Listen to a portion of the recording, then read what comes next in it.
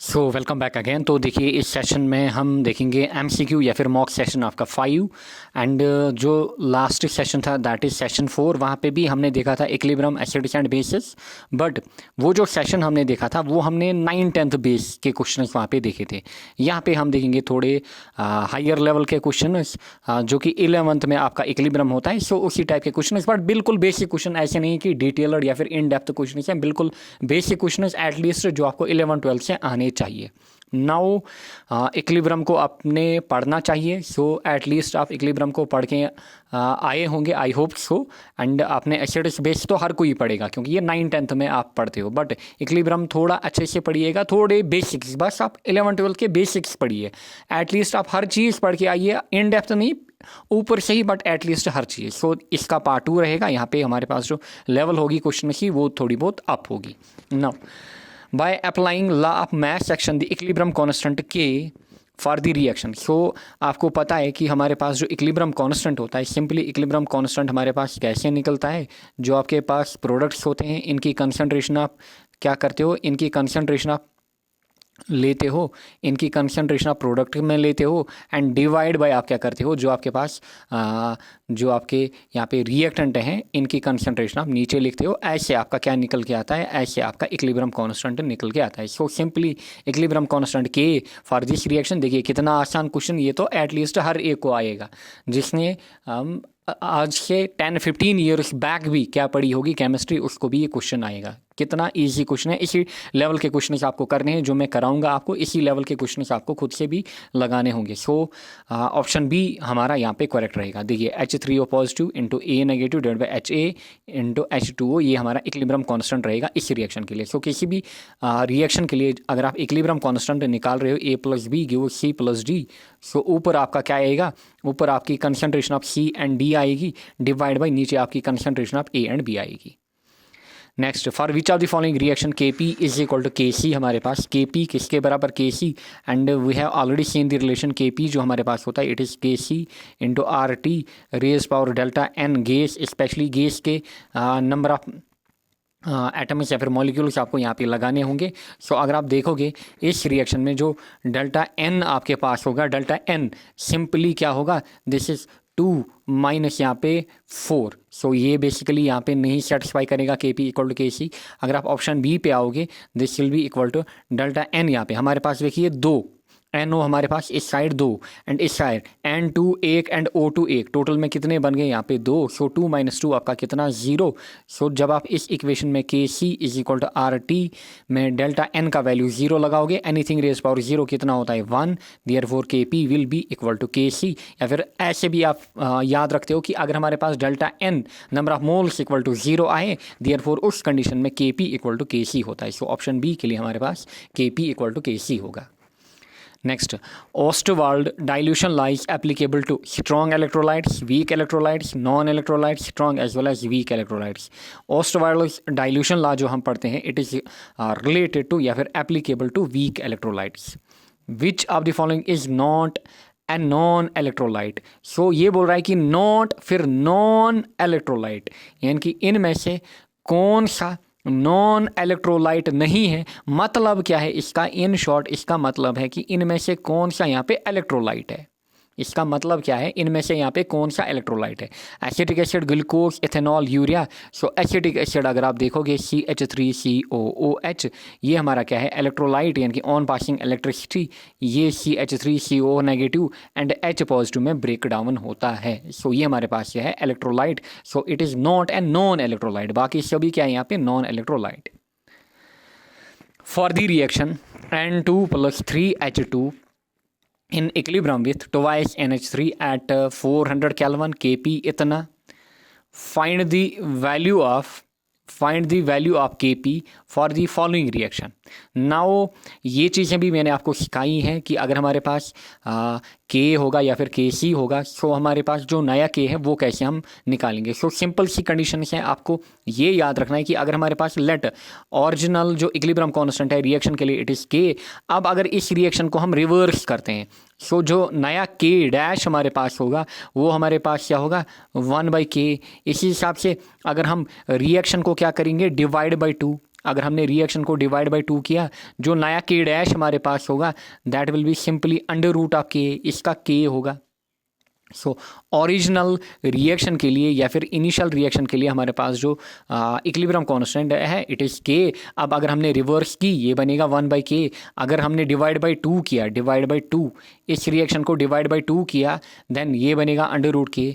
अब अगर जो हमारे पास ओरिजिनल रिएक्शन है उसके लिए हमने क्या किया, मल्टीप्लाई किया, मल्टीप्लाई बाई 2। सो उस कंडीशन में हमारे पास जो के डैश आएगा दैट विल बी के स्क्वायर।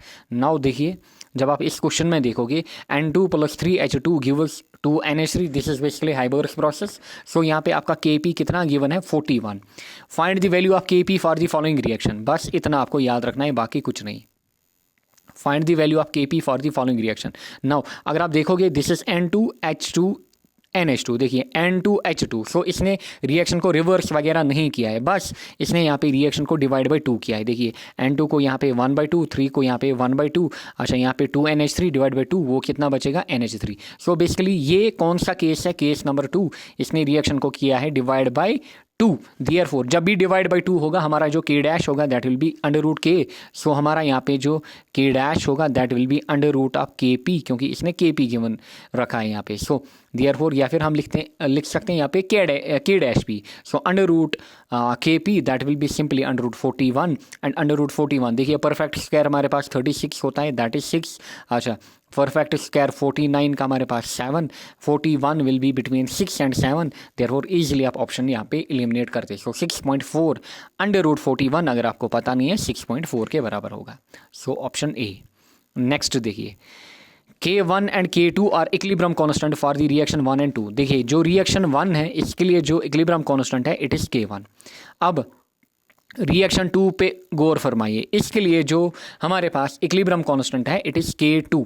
नाउ अगर आप देखोगे रिएक्शन के ऊपर, अगर आप देखोगे इसने पहले क्या किया है, इसने पहले रिएक्शन को रिवर्स किया है। अगर आप देखोगे हमारे पास जो रिएक्शन है it is N2 + O2 in equilibrium with 2NO। इसने रिएक्शन को पहले रिवर्स किया है। सो इट इज़ 2NO गिव्स हमें क्या N2 + O2। रिवर्स करने के बाद सो पहला इसने बेसिकली रिएक्शन को रिवर्स किया है, रिवर्स।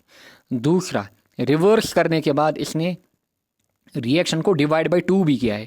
डिवाइडिंग बाई 2, 2/2 कितना होगा 1। सो इसने बेसिकली नेक्स्ट डिवाइड किया है। सो यहाँ पे NO बचेगा एंड इस साइड 1/2 N2 + 1/2 O2। सो 2 स्टेप्स में हमें जानना है। सो हमें बोलना है कि जो हमारे पास K1 या फिर K2 के बीच रिलेशन होगी वो क्या होगी।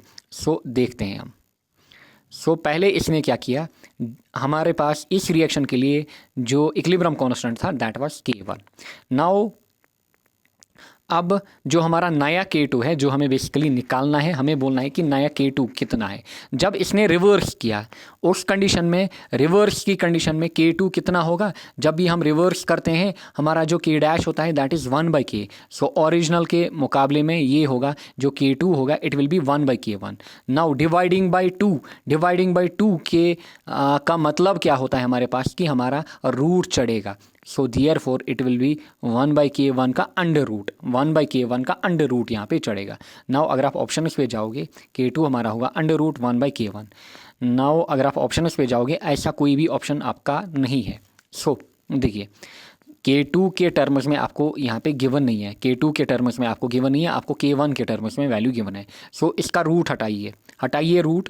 जब आप रूट हटाओगे this will be K2 square and this will be 1/K1। जब आपको प्रैक्टिस होगी आप मात्र 10 या 15 सेकंड में ऐसे क्वेश्चन को कर पाओगे। बस ये मैं आपको लॉन्ग वे से लॉन्ग मेथड से सिखा रहा हूँ कि आप कैसे इस क्वेश्चन को करते। सो अगर आपको K1 निकालना होता K1 would have been 1/K2 का स्क्वायर और 1/K2 का होल स्क्वायर। सो ऑप्शन ढूंढिए यहाँ पे। सो ऑप्शन ढूंढिए यहाँ पे, दिस विल बी 1/K2 का होल स्क्वायर आपका यहाँ पे आंसर रहता है। समझ में आया होगा। बस ये 3 चीज़ें आपको फॉलो करनी है इक्विलिब्रियम कांस्टेंट के लिए। Next, which one of the following reaction the yield of the product decrease by increasing the pressure. So basically यहाँ पे ली चटलियर प्रिंसिपल, ली चटलियर प्रिंसिपल की बात हो रही है। नाउ ली चटलियर प्रिंसिपल में अगेन हम 3 चीज़ें सीखते हैं। एक जो हम सीखते हैं दैट इज़ इफेक्ट ऑफ, यहाँ पे इफेक्ट किसका इफेक्ट, इफेक्ट ऑफ कंसंट्रेशन। दूसरा जो हमारे पास होता है that is effect of temperature. दूसरा हम देखते हैं इफेक्ट ऑफ टेम्परेचर। तीसरा हम देखते हैं basically effect of pressure. Effect of pressure. Now concentration की अगर मैं बात करूं, कंसंट्रेशन में हम सिंपली बोलते हैं कि अगर हमारे पास जो रिएक्टेंट्स है, रिएक्टेंट की कंसंट्रेशन बढ़ी, देयरफॉर जो इक्विलिब्रियम हमारे पास होगा that will shift in forward direction. पढ़ा है हमने, that will shift in forward direction. अगर प्रोडक्ट्स की कंसंट्रेशन बढ़ी तो उस कंडीशन में जो इक्विलिब्रियम होगा that will shift in backward direction. So वो इस केस में बैकवर्ड डायरेक्शन में शिफ्ट करेगा। नाउ टेम्परेचर का इफेक्ट देखते हैं। टेम्परेचर अगर हमारे पास एक्सोथर्मिक हुआ, अगर हमारे पास एक्सोथर्मिक हुआ, एक्सोथर्मिक मतलब आपका जो डेल एच है, चेंज इन एंथैल्पी, वो नेगेटिव होगा। सो अगर आपका एक्सोथर्मिक टेम्परेचर है या फिर डेल एच नेगेटिव हुआ, ऐसी जो रिएक्शंस हैं they will be favoured by low temperature. ऐसी रिएक्शंस जो हैं that will be favoured by low temperature. अगर एंडोथर्मिक कंडीशन हुई, इसका मतलब जो डेल एच है, चेंज इन एंथैल्पी, वो पॉजिटिव हुआ, so these reactions will be favoured by high temperature. So in reaction इसको फेवर करेगा हाई टेम्परेचर। ये हो गया टेम्परेचर का केस। प्रेशर, प्रेशर में बेसिकली तीन चीज़ें हमारे पास हैं। प्रेशर में अगर हमारे पास देखिए, ये हमारे पास रिएक्टेंट, ये हमारे पास प्रोडक्ट। आपको देखना है प्रोडक्ट्स में number of moles, number of moles, number of moles आप देखोगे प्रोडक्ट साइड। अगर नंबर ऑफ मोल्स हमारे पास इंक्रीज हो रहे हैं, नंबर ऑफ मोल्स इंक्रीज हो रहे हैं, सो फॉर एग्जांपल इस साइड में हमारे पास हैं 3 मोल्स, इस साइड में आ गए 5 मोल्स। अगर नंबर ऑफ मोल्स इंक्रीज हो रहे हैं, सो अगर हमारा n मैं लिखूंगा, अगर नंबर ऑफ मोल्स इंक्रीज हो रहे हैं, सो उस कंडीशन में हमारा लो प्रेशर फेवरेबल होता है, लो प्रेशर। अब अगर हमारे नंबर ऑफ मोल्स डिक्रीज हुए on product side, so number of moles decrease हुए, सो 5 से कितने बने, 3। सो उस कंडीशन में हाई प्रेशर यहाँ पे फेवर करता है, हाई प्रेशर। एंड क्योंकि दिस इज़ वेरी इंपॉर्टेंट, अगर 11-12 से क्वेश्चन पूछा गया यहाँ से, इस चैप्टर में डेफिनेटली यहाँ से क्वेश्चन पूछे जाने के चांसेस हैं, वेरी वेरी हाई चांसेस की इस टॉपिक के ऊपर क्वेश्चन पूछा जाएगा, लिचर्ट-लेयर प्रिंसिपल के ऊपर। नाउ अगर हमारे पास जो number of moles on reactant and product side दोनों सेम है, देयरफॉर इस कंडीशन में no effect of pressure, no effect of pressure. ये है क्रक्स किसका यहाँ पे, इन शॉर्ट क्रक्स किसका, जो लिचर्ट-लेयर प्रिंसिपल है। सो कंसंट्रेशन का इफेक्ट, अगर रिएक्टेंट इंक्रीज हुए, सो रिएक्शन फॉरवर्ड इक्विलिब्रियम हमारा क्या करेगा, इक्विलिब्रियम हमारा शिफ्ट करेगा फॉरवर्ड डायरेक्शन में। अगर प्रोडक्ट्स इंक्रीज हुए, so concentration of products increase हुई, सो बैकवर्ड डायरेक्शन में इक्विलिब्रियम शिफ्ट होगा। एक्सोथर्मिक रिएक्शन के लिए del H negative, therefore low temperature will favour. Endothermic के लिए del H positive, therefore high temperature will favour. Pressure, number of moles increase on product side, low pressure. Number of moles decrease on product side, high pressure. Equal number of moles on both side, so इसका मतलब no effect of pressure. Now इस question के ऊपर देखिए, ये बात कर रहा है यहाँ पे प्रेशर की। Which one of the following reactions the yield of the pressure of the product decreases, यानी कि किस कंडीशन में हमारे पास जो yield होगा प्रोडक्ट्स का वो डिक्रीज होगा bye increasing the pressure. Now अगर आप ऑप्शंस के ऊपर जाओगे, पहले में अगर आप देखोगे यहाँ पे 2+1, देखिए 2+1 कितने, 3 मोल्स। इस साइड अगर आप देखोगे इट इज़ 2। ऑप्शन बी पे आइए, यहाँ पे 1+3, 1+3 कितना, 4। इस साइड अगर आप देखोगे, so number of moles 2। PCl5 में आइए, PCl5 1, इस साइड PCl3 + Cl2, यानी कि टोटल में कितने, 2। फिर N2 + O2, N2 1 O2 1 कितने हो गए, 2। इस साइड में 2NO यानी कि 2। सो इसका हमारे पास क्या होता है, no effect, no effect. And देखिए अगर आप पहले दो ऑप्शंस देखोगे, इनमें नंबर ऑफ मोल्स क्या हुए हैं, डिक्रीज ऑन प्रोडक्ट साइड। अगर number of moles decrease on product side, इसका मतलब इनमें क्या करेगा, फेवर हाई प्रेशर। इसमें number of moles increase, number of moles क्या हो गए, increase on product side, therefore इसमें low pressure will favour, low pressure will favour. So बताइए, in which one of the following reaction the yield of the product decrease by increasing the pressure. So therefore किस में होगा, यहाँ पे option C में हमारे पास होगा, क्योंकि इसमें नंबर ऑफ मोल्स क्या हो रहे हैं, इंक्रीज हो रहे हैं, देयरफॉर लो प्रेशर इस कंडीशन में फेवर करेगा। So the yield of products will decrease on increasing the pressure. अगर हम इस कंडीशन में प्रेशर को बढ़ाएंगे, देयरफॉर जो प्रोडक्ट्स हैं उनका यील्ड क्या होगा, उनका यील्ड बेसिकली यहाँ पे डिक्रीज होगा। इतना आपको ध्यान में रखना है। सो ऐसे आप क्वेश्चन इसको लगाओगे। नंबर 8, अगेन यहाँ से भी क्वेश्चन पूछे जाने के चांसेस हैं। देखिए कॉन्सेप्ट ऑफ एसिड बेस, इसके ऊपर क्वेश्चन पूछा जा सकता है। देन लिचर्ट-लेयर प्रिंसिपल के ऊपर क्वेश्चन पूछा जा सकता है। ये दो टॉपिक्स हैं ऐसे जहाँ पे इक्विलिब्रियम के ऊपर क्वेश्चन पूछा जा सकता है। Now NH4 positive ion is, so basically आप 3 कॉन्सेप्ट पढ़ते हो जब आप एसिड एंड बेस की अगर मैं बात करूँ। पहला हमारे पास होता है अर्हीनेस, अरीनस कॉन्सेप्ट, अगर आपको याद होगा अरीनस कॉन्सेप्ट क्या कहता है, in short acid base, acid base, यहाँ पे हम लिखेंगे एसिड बेस। अरीनस कॉन्सेप्ट क्या कहता है, अरीनस कॉन्सेप्ट कहता है कि एसिड हमारे पास वो बला होगी जो H पॉजिटिव क्या करेगी, H पॉजिटिव रिलीज करेगी। अच्छा, बेस हमारे पास वो बला होगी जो OH नेगेटिव को रिलीज करेगी। ये किसका कॉन्सेप्ट था, अरीनस का कॉन्सेप्ट। अच्छा, अरीनस के बाद लौरी ब्रोंस्टेड या फिर ब्रोंस्टेड लौरी, ब्रोंस्टेड लौरी दूसरा कॉन्सेप्ट जो हमारे पास आया, ब्रोंस्टेड लौरी। ब्रोंस्टेड लौरी ने क्या बोला, ब्रोंस्टेड लौरी ने बोला एसिड हमारे पास क्या होगा, एसिड हमारे पास सिंपली प्रोटॉन डोनर होगा, एसिड हमारे पास प्रोटॉन डोनर होगा, एसिड हमारे पास प्रोटॉन डोनर होगा। बेस क्या होगा, therefore base will be proton acceptor, ये हमारे पास प्रोटॉन एक्सेप्टर होगा। अच्छा, इसके बाद आता है लिविस, लिविस कॉन्सेप्ट। लिविस ने क्या बोला, लिविस ने बोला सिंपली जो एसिड हमारे पास होगी वो क्या करेगी, accept lone pair of electrons, वो एक्सेप्ट करेगी लोन पेयर ऑफ इलेक्ट्रॉन्स। अच्छा, बेस क्या करेगी, वो डोनेट करेगी lone pair of electrons. So ये हमारे पास थे 3 basic concepts acids and base के। Now NH4 positive ion is dash dash. Now यहाँ पे फिर कॉन्सेप्ट आता है conjugate acid and conjugate base का, ये भी आपको समझाते हैं। फॉर एग्जांपल CH3COOH हमारे पास, ये क्या है हमारे पास, एसिड, ये हमारे पास है एसिड। फॉर एग्जांपल इसके कंपैरिजन में अगर यहाँ पे H2O लूँ मैं, किसके कंपैरिजन में, CH3COH के कंपैरिजन में। H2O हमारा क्या होगा, दिस विल बी बेस, ये हमारे पास क्या होगी, बेस। नाउ अगर मैं एसिड की बात करूं, एसिड अगर प्रोटॉन को लूज करती है यानी कि -H पॉजिटिव, सो H पॉजिटिव यहाँ से मैं निकालूंगा, अगर ये प्रोटॉन को लूज करती है सो ये बनेगा CH3COO negative, this is basically acidic acid, and ये बनेगा हमारे पास इसका एन आयन, यहाँ पे ये बनेगा हमारे पास इसका an ion. So CH3COO negative. अगर ये एसिड है, एसिड जो हमारे पास होती है वो बनाती है कंजुगेट बेस, वो बनाती है कंजुगेट बेस, ये इसकी कंजुगेट बेस होगी। अब अगर बेस होगी एंड बेस क्या करेगी, बेस अगर एक्सेप्ट कर रही है प्रोटॉन को, वो हमारा क्या बनाएगा, वो हमारा कंजुगेट एसिड बनाएगा। So this will become H2O will become after accepting H positive या फिर एक proton, this will B H3O positive and ये बनेगा कंजुगेट एसिड। इतना आपको याद रखना है, इतना आपको याद रखना है, इतना सा कॉन्सेप्ट है। सो NH4 आयन इज, सो अगर आप अमोनिया पे जाओगे, अमोनिया हमारे पास क्या है, अमोनिया हमारे पास है बेस NH3। सो जब आप देखोगे NH3 जो हमारे पास है, अगर आप NH3 क्या करेगा, NH3 हमारे पास एक्सेप्ट करे H पॉजिटिव को, क्या करे, H पॉजिटिव को एक्सेप्ट, यानी कि एक प्रोटॉन को एक्सेप्ट करे। सो ये क्या बनेगा, this will B NH4 positive. बताइए अगर ये बेस है, बेस का क्या बनता है, एसिड, बट कौन सा acid, conjugate acid. So therefore NH4 will be a conjugate acid. इस क्वेश्चन पे आइए, the conjugate acid of NH2 negative, यहीं से बोल रहा है कंजुगेट एसिड किसकी, NH2 नेगेटिव की। देयरफॉर ये क्या है, बेस। अगर इसका कंजुगेट एसिड हमें निकालना है, अगर इसका कंजुगेट एसिड निकालना है हमें, बेस का क्या होता है, conjugate acid.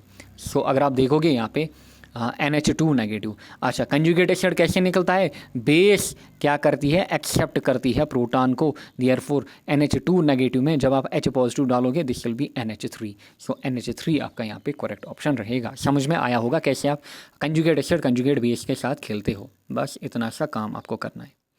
Next, aqueous solution of acetic acid contents. Now we know that जो हमारे पास एसिटिक एसिड होता है CH3COOH, ये हमारे पास ब्रेक होता है किसमें, CH3COO नेगेटिव प्लस यहाँ पे H पॉजिटिव में। सिंपल सा क्वेश्चन है। Next, which of the following is a Lewis base. अच्छा, लिविस एसिड जो यहाँ पे मैंने किधर गया, जो हमने यहाँ पे लिविस एसिड बोली, लिविस एसिड क्या करती है, एक्सेप्ट करती है हमारे पास, Lewis acid will accept lone pair of electrons, like हमारे पास AlCl3 BF3, ये कुछ इंपॉर्टेंट या फिर पॉपुलर लिविस एसिड्स हमारे पास है। लिविस बेस की अगर मैं बात करूँ, फॉर एग्जांपल अमोनिया हमारे पास, या फिर वाटर हमारे पास H2O, या फिर अमाइन्स हमारे पास, these are Lewis bases. So अगर आप इस पे आओगे, which of the following is a Lewis base, so ammonia हमारे पास है लिविस बेस 10 11। अच्छा 12, which of the following is a Lewis acid, AlCl3 हमारे पास ये है लिविस एसिड। अच्छा next, among the following the one which can act as both Bronsted and Lowry Bronsted acid as well as Bronsted base, so हमारे पास क्या होता है H2O, ये हमारे पास both Bronsted acid and Bronsted base की फॉर्म में एक्ट कर सकता है क्योंकि ये both conjugate acid and conjugate base यहाँ पे बनाएगा।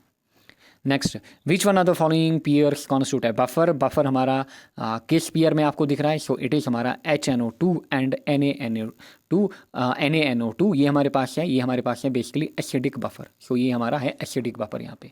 Next and last year is pH, and आप मेंशन करिएगा कि आपके कितने क्वेश्चन यहाँ पे बन रहे हैं pH। नाउ pH में आपको बेसिक 4-5-6 फार्मूलाज याद रखनी है एंड आपका कोई भी क्वेश्चन बनेगा।